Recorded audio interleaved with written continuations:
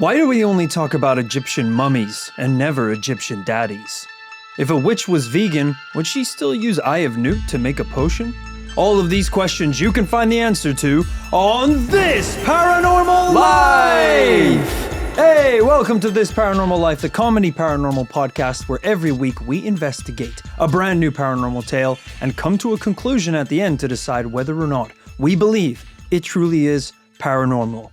Firstly, Happy Halloween! Happy Halloween! Wow, this episode is being released, I believe, right before Halloween. This is as close as we can get to Halloween. Yeah. But still release this podcast on a Tuesday.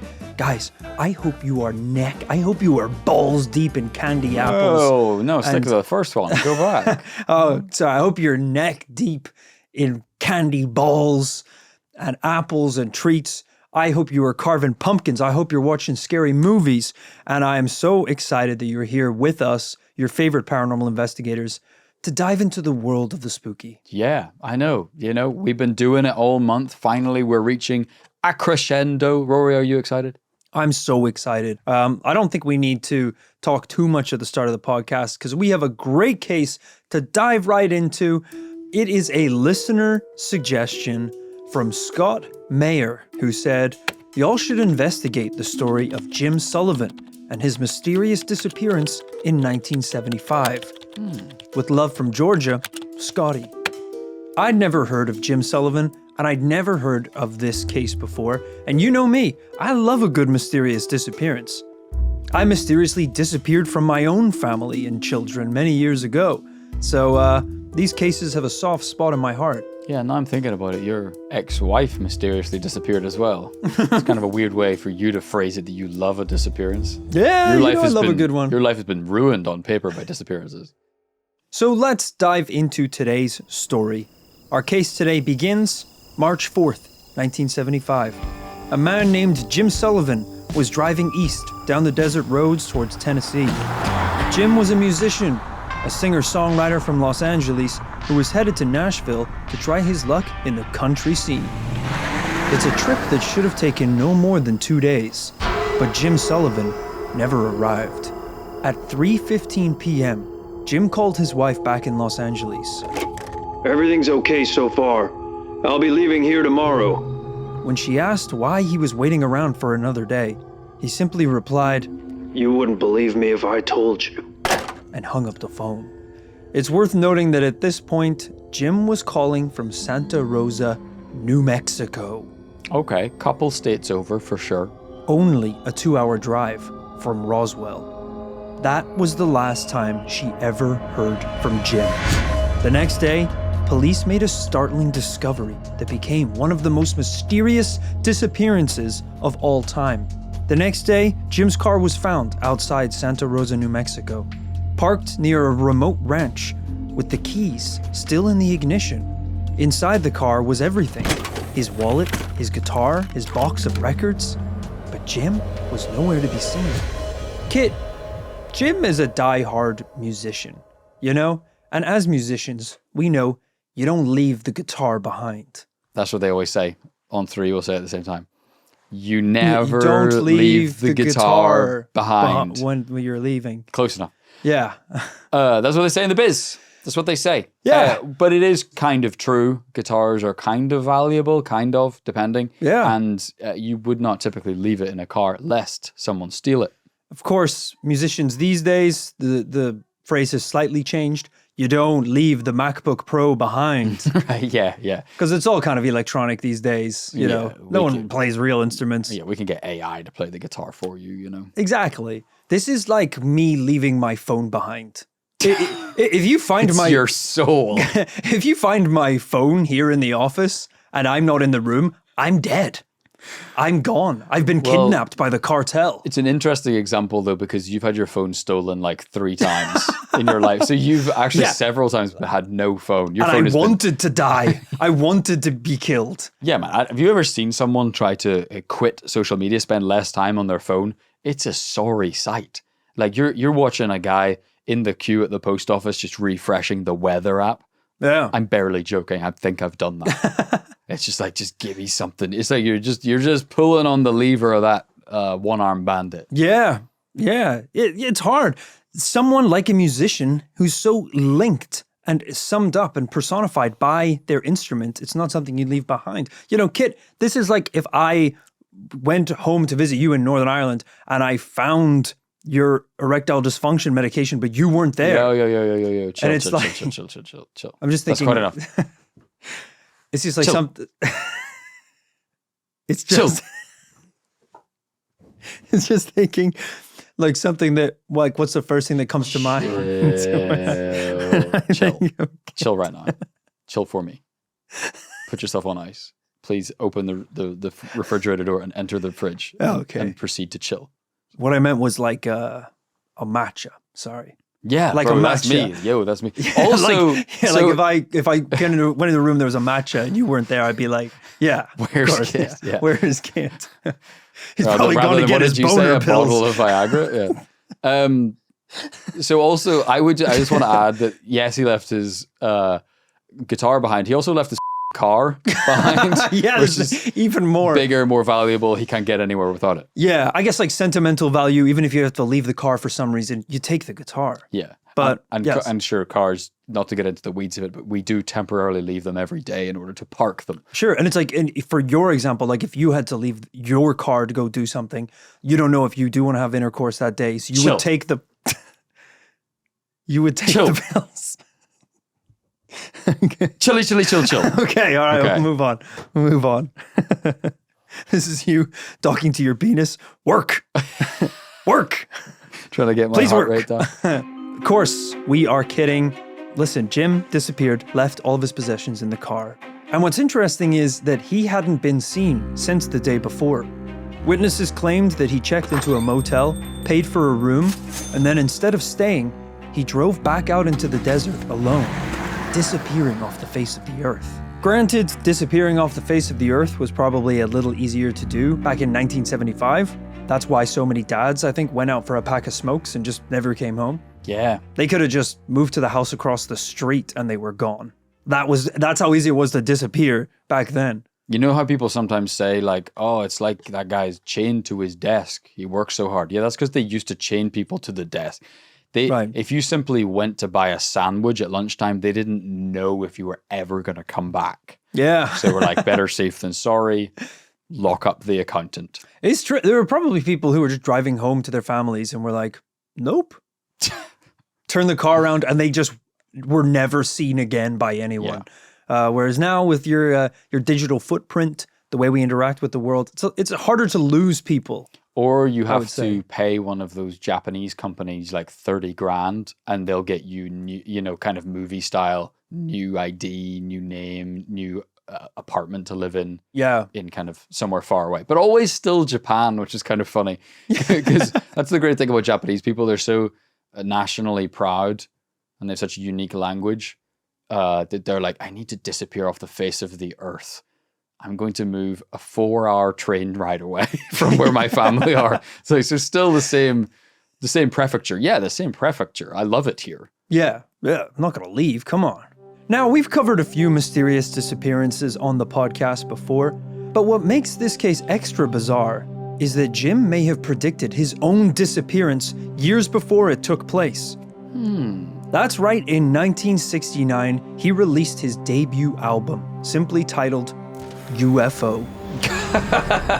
Which is maybe not what you would expect as the big first release from a new singer-songwriter. You'd maybe think of something that would be maybe pull on the heartstrings a little bit more. You've got your big break. Yeah. You're making your album. So you're like, you got to have your love song. Mm-hmm. You got to have your pop song. That one's for the radio. One to dance to, yeah. But instead, they were like, all right, Jim, here's your big shot. What do you want to talk about?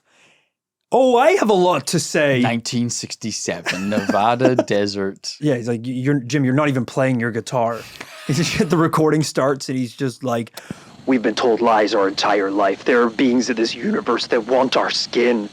It's like, what are you doing? You gotta play a chord, Jim. There's something so funny about the bait and switch of like, it's like, ding, ding, ding, ding. And that's when I saw her face. Let's take it to the course. 1965. The face eaters of Pascagoula were seen on a dirt track. That's the chorus. Yeah, Okay, back to the verse. Ba-dum, boom, ba-dum, dum, dum, dum. yeah, the fake out's unbelievable. He's in the studio like tooting his guitar. Dun, dun, dun, dun, dun, dun, dun, dun. Okay, all right, we're all We're almost ready for you. We're all good. Dun, dun, dun, bloom. Okay, sounding good. We're ready to record. All right, rolling. He sets the guitar down. We are but one of many species in this galaxy. What are we doing? When did we hire session musicians? There's a drummer, there's a bass player. These people are expensive by the hour. The album didn't sell well. Hey, most debuts don't. It's all right. In fact, it received little to no attention at the time, despite Jim being a very well-connected musician at the time in Los Angeles. People always describe him as always being on the edge of making it. Sure. He was always just that one song away. He knew all the right people. He was in the right scene. He hung out with all these other stars who were killing it in the music scene, and he just never managed to pull it off himself, which is disappointing because, I mean, we're going to hear some of his music today, and it's great. It's really good stuff. You're like, and it's almost good enough. It almost, it's okay. Yeah, it's kind of honestly fair that he's not famous. It's a lot of laser gun sound effects. He really, really doubled down on the UFO stuff. Doing the alien voice, bibbidi bop, bibbidi bobbidi bop. Unfortunately, Kit, if people had paid attention at the time, maybe they would have realized that Jim was warning people about his own disappearance that would take place 6 years later. Should have been warning himself about his own disappearance. What do other people care? Guys, watch out. I'm gonna disappear off the face of the earth. Right. Okay, dude, you do you. Yeah. Because also, if you're able to predict your own disappearance that's about to happen 6 years later into the desert, guess where you don't go in 6 years' time? The desert. Yeah. Yeah. Unfortunately, it's obviously a little more like cryptic than that. It's not as blunt. On UFO, the lyrics circle around isolation, highways, and, quote, leaving this world behind. He sings about driving away and never coming back. Strange visitors in the night. Fans have wondered for decades, was it just a coincidence? Or did Jim Sullivan, in some way, foreshadow his own fate? A lot of this discussion circles around the title track on the album UFO, called UFO. This song in particular contains references to, quote, beings up there and strange visitors. Kid, I think the best thing I can do right now is just read you some of the music on the album, see if we can figure out, maybe, what happened to Jim. Okay, I like this. Just boots on the ground detective work. Yeah. Unfortunately, I don't think we have the rights to play his music. Oh. I think that we'll probably get taken down by Spotify. By who? Gone. Who's gonna sue us? He's gonna sue us from 2 galaxies over? Yeah, so I think the algorithm is going to ban us. Okay. Unfortunately. Yeah, you think that maybe he signed a record deal in 1967 that now means that like Hitler's descendants like own the rights to his music or something? So like... No, what does that mean? I just mean like, some corporate overlord somewhere somehow own this obscure artist's music and they're like, we're going to sue the life out of you if you play 1 second of this music. Yeah, that's very Even his likely. own family are just like, who are these people? Yeah, it was like, we'll make you disappear. Yeah. Like we did to him. Okay, kid, here are some of the lyrics to his title track, UFO. Go on then. There's something happening that isn't too clear, just a little different than in previous years. I think that happiness is getting very near. I'm checking out the show with a glassy eye, looking at the sun dancing through the sky. Did he come by UFO? Did he come by UFO? Did he come by UFO? He really wants to know. Yeah. Granted, as you can tell, nothing explicitly saying I was kidnapped by aliens. Right, we're still a little bit in the world of kind of musical metaphor. Yeah. Poetic. Okay, is he using UFO as a device within the songwriting? Yeah. Much in the same way as Katy Perry's E.T. He's from a whole nother world, a different dimension. Is she singing about the extraterrestrial? Kiss me, kiss me, infect me with your loving, fill me with your poison. Ugh. Take me, I wanna be your victim, ready for abduction. Now, did Katie actually get abducted? That much is up for debate. Her career got abducted. Well, she tried to. She went Let's to space. go to a commercial break, guys. Hey, I don't know when that song was written, but a reminder that the prediction that Jim Sullivan made didn't come true for 6 years. So that could still happen to Katy Perry. And you are right. She did go in the spacecraft. What happened while she was there, we don't know. We do not know.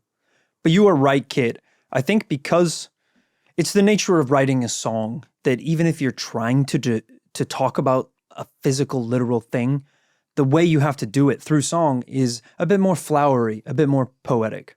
Yep. If Kit ran over and kicked me in the nuts and then said, write a song about it, the lyrics would be like, I never thought it would happen. I looked away for a second. Betrayal.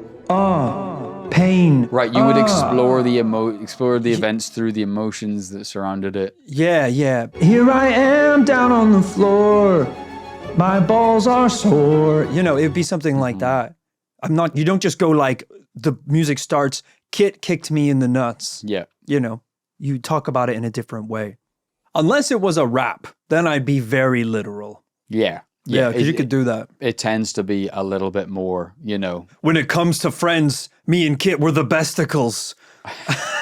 Up until the moment. You get the gist. Yeah. Yeah. You can be a little more, you could be a little more literal. Another example is the song Johnny from the album UFO. The lyrics are, Johnny, come down from the sky. Johnny, come down, you're flying too high. Johnny, tell us, will you? Just what secret have you found? Do you really know the answer? How to sail above the ground? Cryptic, strange messages, guys, asking strange questions. What secret have you found? How to sail above the ground? Don't stare at me without asking a question. You're just... Have you learned the secret, sir? But I didn't write the lyrics. It feels like I'm on damn 60 Minutes here. Well, when it comes to theories, you are the besticle. So I thought you might have an idea for me. Okay. But we haven't really addressed the fact that this is still poetic language. This is the general vibe of songwriting, storytelling. And honestly, because the guy's a poet. All right, don't have a go at the poetic language. Because he's a poet. Yeah, I know. That's all I'm going to say. Oh, Vincent van Gogh, can you make me some art? What is it? Oh, it's another painting? Yeah. Oh, another painting? Yeah, he's a painter. Yes, and I get that. I'm just going to say that even the first song, it's like, okay, I don't even know is this like religious overtones, you know? I don't think so. Did he come by UFO? Is he talking about Jesus? Well, what was the other lyrics? There was some shit that made me think he was talking about Jesus. The lyrics are, there's something happening that isn't too clear. Yep. Just a little different than previous years. Yep. I think that happiness is getting very near. Yep. Second coming. So, I'm checking out the show. Yep. With a glassy eye. Yep. Whatever. Looking at the sun dancing through the sky. He just had to get a rhyme. It's fine. Did he come by UFO? Did he come by UFO? Did he come by UFO? Could be about Jesus. I don't know. I don't think so. I don't know. But did he? I don't know. It sounds like he was basically doing the bare minimum of words that couldn't be about aliens. And then as soon as he fulfilled that obligation, every other line was, did he come by UFO? Did he come by UFO? Squeeze that in as many times as he could. Right, but we also have to remember the context of the time. We were kind of on the tail end of the first wave of UFO fever. This was a culturally relevant idea, talking point, concept. Yeah. It was interesting. It was trendy. It was awesome. And you are right, Kit. Obviously, what makes this case a little more suspicious and sexy is that Jim happened to disappear right by New Mexico, which is obviously home to the most famous UFO crash ever in Roswell, New Mexico. But that was in 1947, many, many years prior. I did Google it, and according to online resources, there has been somewhere around 58 different credible UFO sightings in Roswell over the years. So even though we know the big one that really started it all, one of the most reputable cases, there has been somewhere around 57 more over the years. Yeah. Well, look, if a guy finds a nugget of gold at one point in a river, I'm pretty sure a lot of people are going to come to that point of the river and start searching for even more gold. You know, you become attracted to the area, the story spreads, you start looking for it, you start seeing it. Yeah, so maybe that is what the situation is. We won't know until we go ourselves. And of course, the case of Jim Sullivan isn't the first time that the world of the paranormal has gotten mixed up with musicians. In fact, we've covered a lot of cases in the past on our show, such as Robert Johnson. Yep. Might be the earliest one, the legendary bluesman who didn't vanish, but his life and death was kind of wrapped up in this conspiracy that he made a deal with the devil. Yeah. And that's why he was so talented. And I believe some of his music also included some kind of cryptic messaging that people sort of alluded to his link to the occult. That's right, yeah. When looking back, he might have just gone monk mode, because I seem to remember the story was essentially talking to all his contemporaries at the time. They were like, yeah, I know Robert. He's a bitch. He sucks at guitar. His songs are bad. And then he went away. He disappeared for 3 months. Didn't talk to anybody. Went offline. He set the Instagram to private for borderline 6 months. And then he came back and chicks were hanging off him. Yeah. Basically. He was unbelievable. He had written incredible songs. His guitar skills were unprecedented. It really speaks to how little your friends think about you. That if you improve in any major way, they think the only possible way you've done that is through dark magic. Yeah. That's not good. That's not good It's at all. because they didn't have performance enhancing drugs yet. So like these days, it's like if anyone gets ripped online, it's like steroids. He's on steroids. Has to be. Yeah. Has to be steroids. Yeah. I mean, some of these Marvel actors probably have made deals with the devil. Kumail Nanjiani, are you kidding me? Kit, you also hosted a recent episode on Led Zeppelin. Yeah. Look, musicians, absolutely. They are modern shaman. They are our cultural messengers from the spirit world through to the world of material. They use their instrument to communicate lessons, teachings, stories. And so they really are. Like, it sounds floral, but that is their role in society. They take us somewhere emotionally, spiritually. And so it only stands to reason that, like in the case of Led Zeppelin, they get into the occult, they start messing with this stuff, getting interested in it. That's going to come through in the music and start taking their listeners on that journey too. Yeah. Now, as I said, Robert Johnson and Led Zeppelin, none of them straight up disappeared. But they still have links to the paranormal and do mention the kind of the occult and this side of things in their music. I guess my main concern today is if there is a musician who's talking about aliens and UFOs and then straight up disappears, we should be slightly worried about Tom DeLonge, who is a musician who has not only written about aliens in the past, but went as far as to decide he doesn't want to be in the biggest band in the world anymore. He wants to start his own paranormal academy that investigates UFO sightings. To the Stars Academy. Yeah. So it's kind of a miracle he's still kicking around. Yeah, although should be noted he did ultimately return to being in the biggest band in the world. I don't know if that's because he spent all his money on researching the paranormal. It's kind of expensive.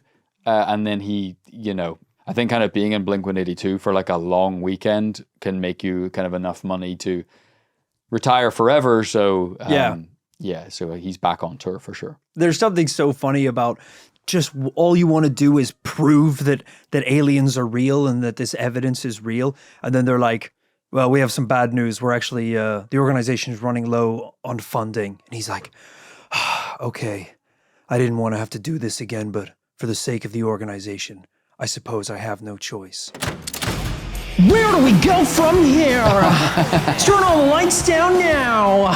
He's like, I gotta go be Tom DeLonge, the rock star again. Yeah.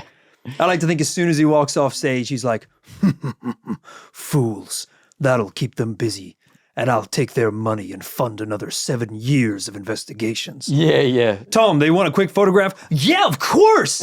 Come on back here, guys. Radical. Sucker mother, turd, and The door closes. Oh, I'm so sick of this facade. yeah. Soon I will leave the planet for good. Right. He's investigating UFO crashes so he can find enough pieces to rebuild his ship and leave Earth again. And we've said it before, he does famously, and even on early Blink-182 record, he had a song called Aliens Are Real, I think. Yes, he did. I've got the lyrics right here. Aliens Exist. Aliens Exist. The name is the song. Sorry, much more poetic. What if people knew that these were real? I'd leave my closet door open all night. I know the CIA would say, what you hear is all heresy. Heresy. Hearsay. Heresy. What you hear is all hearsay. What you hear is all hearsay. Are you being abducted right now, or what's good? That cold brew is too strong. And then he ended by saying, to be fair, gone since yesterday, I'm not like you guys. I'm not like you. Yeah. Which is a pretty ominous line to end on. But again, didn't disappear for True. years. Look, the big takeaway here today is that there are so many songs that exist that have secret hidden messages in them. I think the craziest thing is that I used to write music growing up. Mm-hmm. And I do worry sometimes that even I subconsciously was burying messages in my songs. Yeah. You know? It's been a while since I've gone back and listened to any of them. So I thought I could play one of those songs on the podcast now, and we could listen to it and see if there's, anything in there. Sure. Yeah. Okay. Yeah. No, I just thought this might go badly, but no, you're right. Okay. It's a good idea.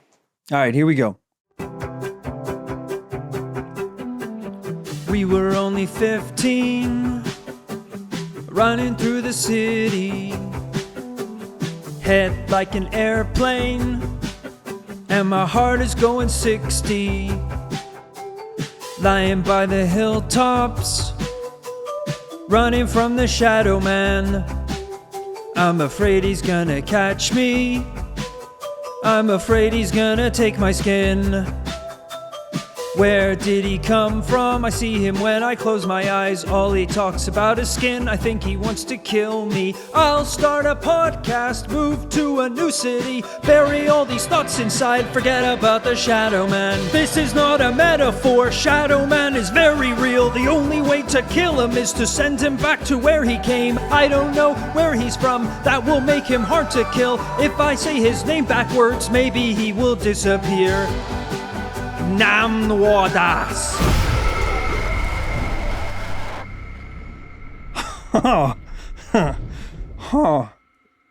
It's just I haven't listened to that I've one in never a while. heard that one actually.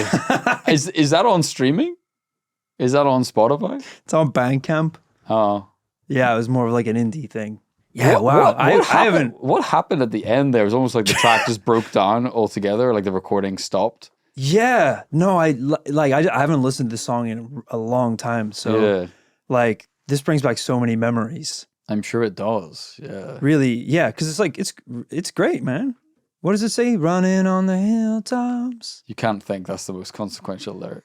And there was some stuff in there that So I what don't were you remember. saying? Like you thought there might have been some subliminal metaphor in it? Yeah, just when you listen back to these songs, it's like, was there actually something else I was singing about? There was an entire episode of This Paranormal Life in that first verse, Yeah, actually. it's like now that I hear the song back, I do remember that I wanted this to be this song about being young and energetic and stuff.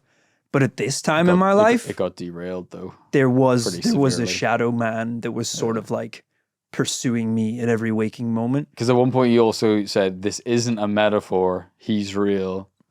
He wants your skin or something? We're all kind of running from the shadows in our life. Well, that's what I thought. The But then scary I think things. it became absolutely clear that it was much more literal than that. Right when I said his name And then backwards and banished him. I thought you summoned, it sounded like you wanted to banish him. It sounded like he was summoned at the end, to be honest. Well, like, he's summoned to be. No, that was him. I remember this part very vividly. Okay, so get to that bit then. 'Cause Figuring that's a out how really to defeat him, important and then I said his name backwards, and he exploded. So there could be something there. I'm worried about how many times we're saying his name.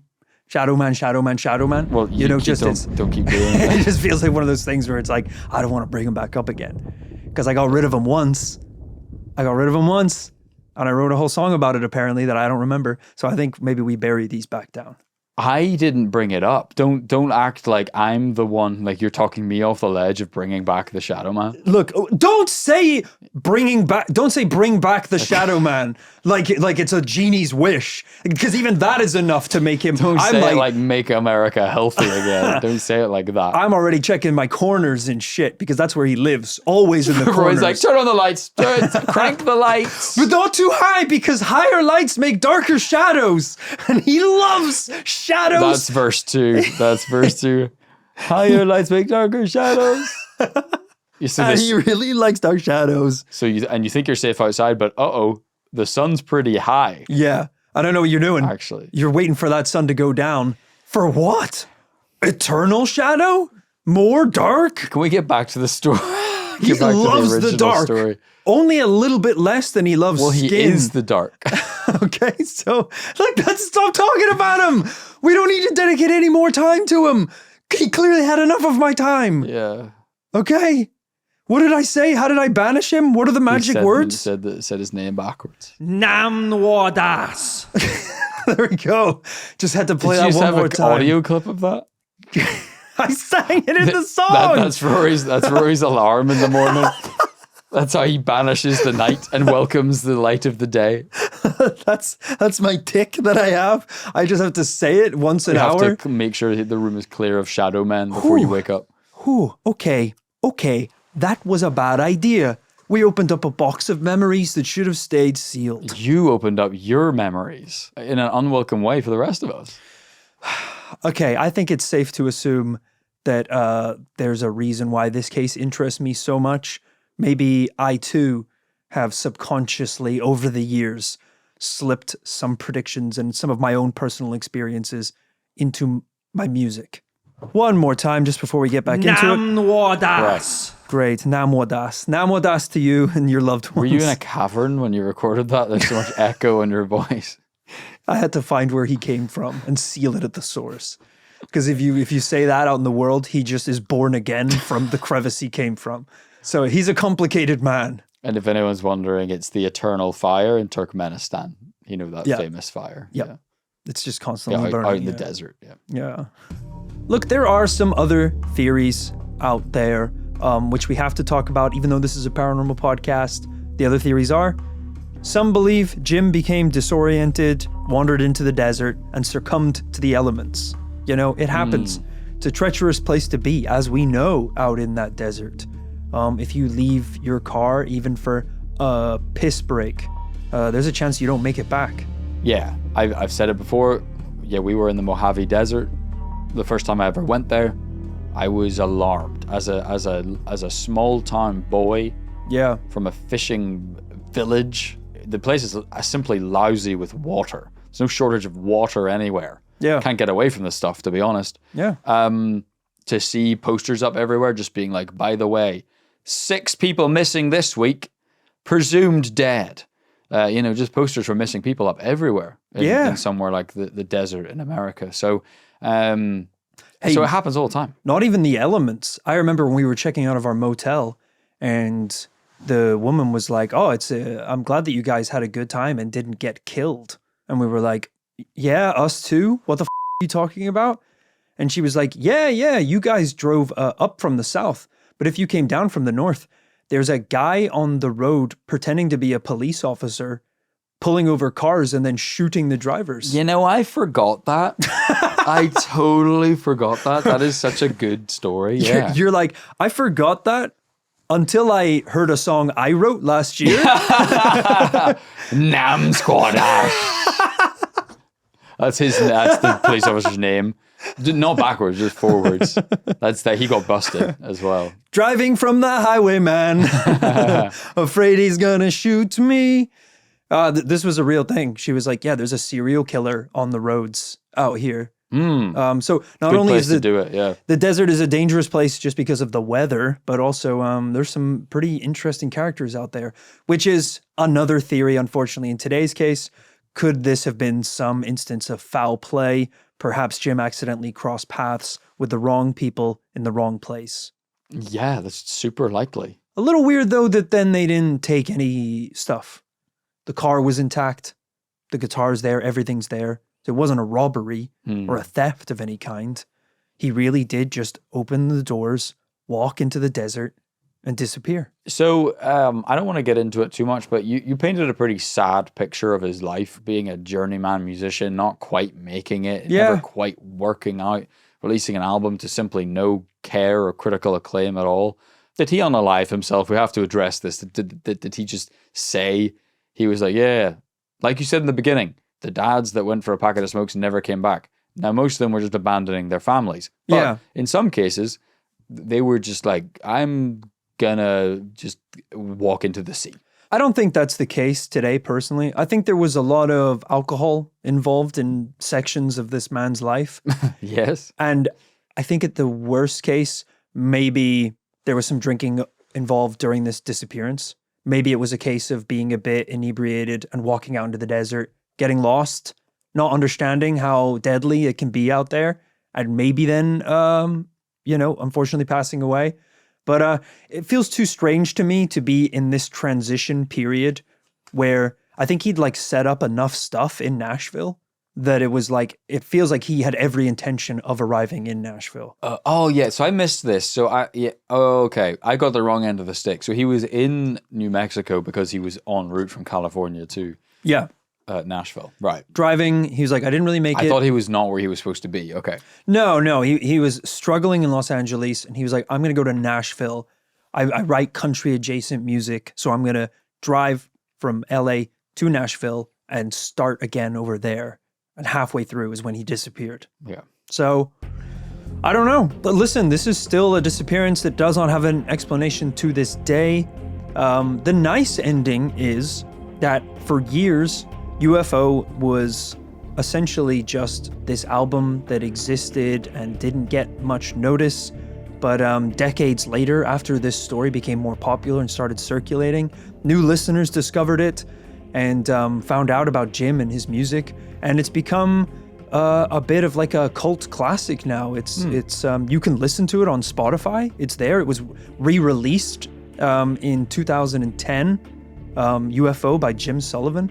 And listen, the guy was super talented. You know, the title track UFO has 6 million plays now. That's crazy, yeah. It's really good. If you're a fan of Glenn Campbell, who wrote like Wichita Lineman and that kind of smooth country sound, it's like very similar. I would recommend listening to it. Not all of the songs on UFO are about UFOs, but there's a lot of great tracks on there, and that is kind of the only silver lining in today's case is, although unfortunately he didn't get recognition while he was around, now his stories become so legendary that it's given his music new life as well. Yeah, that is beautiful.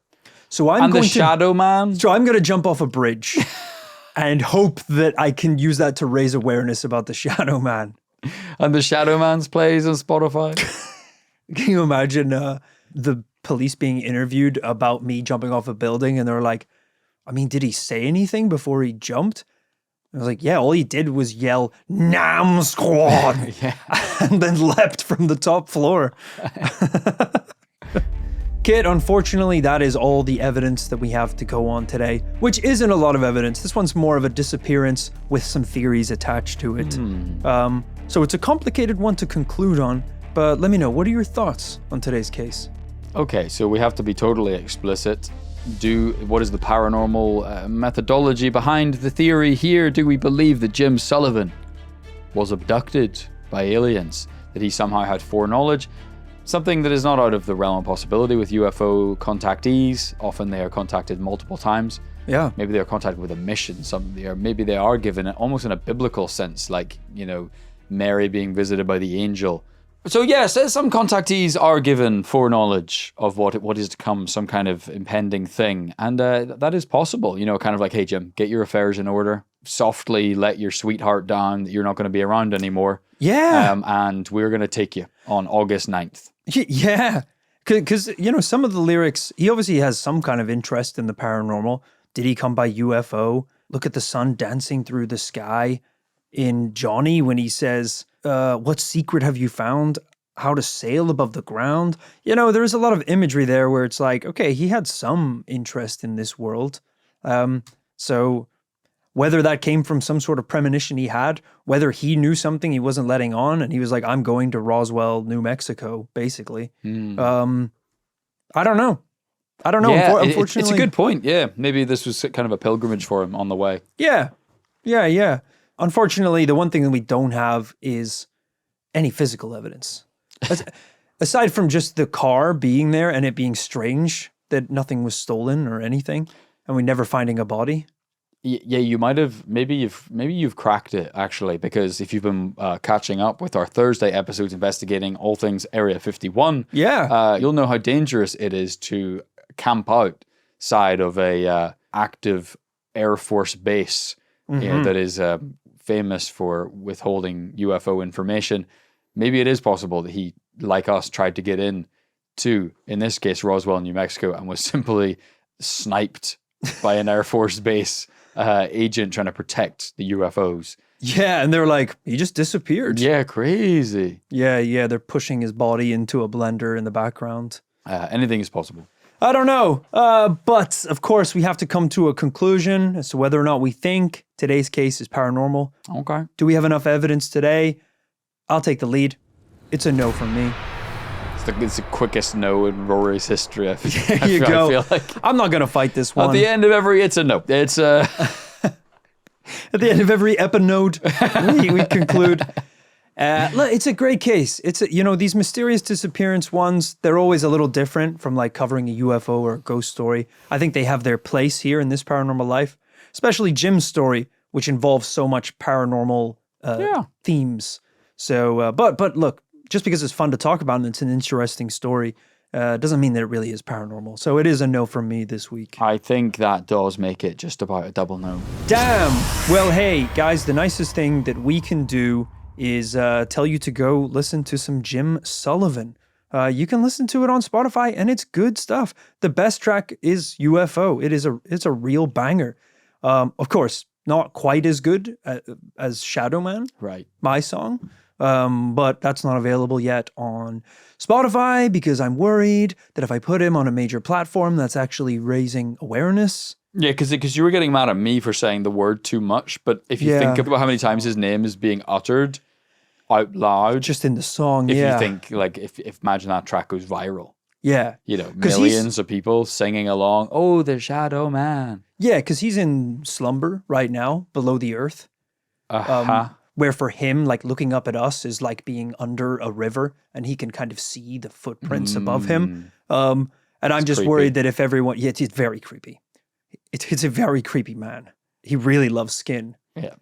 So I'm just worried, if I release this song and you heard how good it is, if 6-7 million people start streaming it, all of a sudden, what does he hear above the water?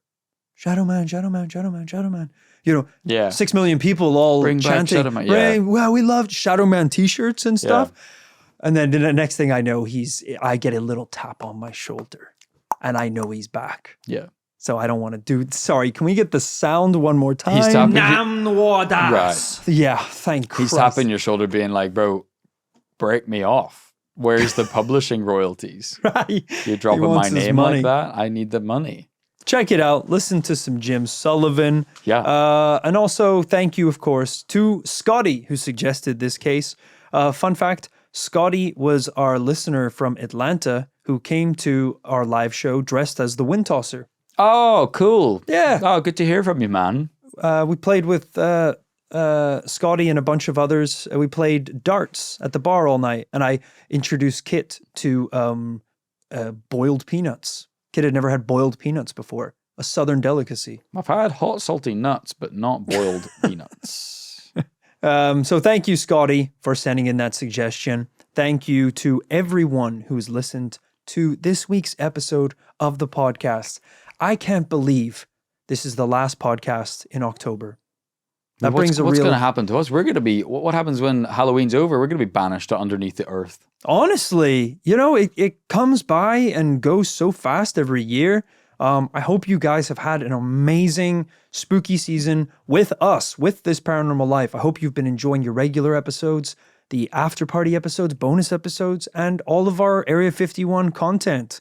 Well, it's kicking off today. If you're listening to this on Tuesday, this is Halloween week. We are kicking off mighty fine with the story of Jim Sullivan. We're coming back on Thursday with our investigation to Area 51. We've got the after party on Friday. Today marks the beginning of our UK live tour. Yes, we're on tour right now. Crazy to say. If you're listening here on Tuesday, we are in Glasgow tonight. It is probably not too late to pick up a ticket. So come see us in Glasgow. We are tomorrow, Wednesday, in Manchester, in Dublin the day after on Thursday.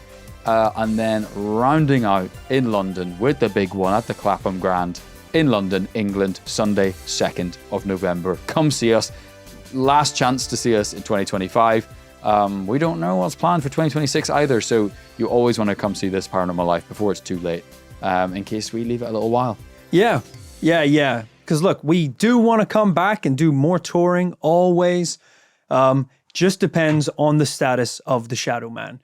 If he's around, if he's walking about, those stage lights, they cast a mighty strong shadow. That's all I'm saying. That's so You talk about the bright lights of the theater. Yeah, well, the bright lights make dark shadows, and that's where the man resides. So I'm just a little nervous. I'll be real with you. So, Nam Noada. Just one more time. Yeah. Just one more time before we go. Thank you, everyone, for supporting this Paranormal Life all the way through October. One final thing we're going to do before we end is, of course, say thank you to some people who support the podcast on Patreon. So thank you to Sean McNeil. Sean McNeil has his own restaurant called Sean's McMeals. Very similar to McDonald's. You get like a Big Mac, McNuggets. You can get McMeals. Everything's just a McMeal. And if you're feeling hungry, get the Shambo, the combo meal. The Shambo combo. So thank you, Sean McNeil. That's exactly what we need, more food in the commune. Thank you to Kat Lalonde. Cats are the one animal that does just disappear, and everyone's fine with it. You could have a house cat that disappears for 4 to 6 years. Yeah. And if someone asks you in year 5 if you have a cat, you're like, yeah. I mean, I haven't seen them lately, but Somewhere. yeah, I do have a cat. And they'll just come back one day and be like, meow, feed me. Yeah, I call him the shadow cat. Yeah. And he just kind of disappears, comes back. My cat used to do that. My cat I had a strange cat. Princess Diamond. He used to disappear and then come back with a Lion King style scar down one eye. Panting, covered in blood like Howl from Howl's Moving Castle. We're like, where did you go? Yeah, unfortunately, this is before GoPro technology where we couldn't just strap a little camera. But Kat Lalonde, I hope you're not out there fighting for your life. Come into the commune. It's safe in here. And finally, thank you to MK Freigeist, or Freigeist. MK Freigeist was Germany's answer to MK Ultra. They weren't so interested in kind of poisoning people with LSD. It was more like, how many Frankfurter sausages can we feed people before they go insane? Oh, wow. I'm sure the number is surprisingly low. It's like 4. No one's just had that many back to back. Yeah, it's like the Guinness World Record for eating crackers. It's like 11. You're like, how can no one beat 11? That's insane. And then you try and you're like 3 my God, crackers in. I've only got 4 in my mouth. Fighting for your life. So listen, luckily the only food that we have is McMeals. So you don't have to worry about... Which MK, that kind of actually also works. McFrygeist. McFrygeist. McFryguys? Oh my... Come on in. Yeah. I love it. Thank you so much. Thank you to everyone who supports us on Patreon. We appreciate it, guys. We hope you've had an amazing October celebrating Halloween and enjoying all of the stuff that we've been making. We've had a great time. We've released more podcasts than we've ever made before. We won multiple awards at the award shows. We've been doing bonus episodes, on location investigations, live streams, sketches over on Instagram.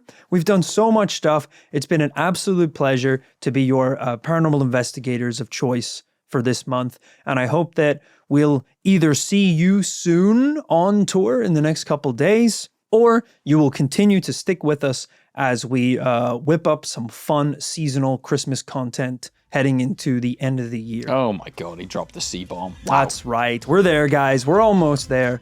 Thank you so much for listening to This Paranormal Life. Remember to live fast, investigate, and... Saddleman.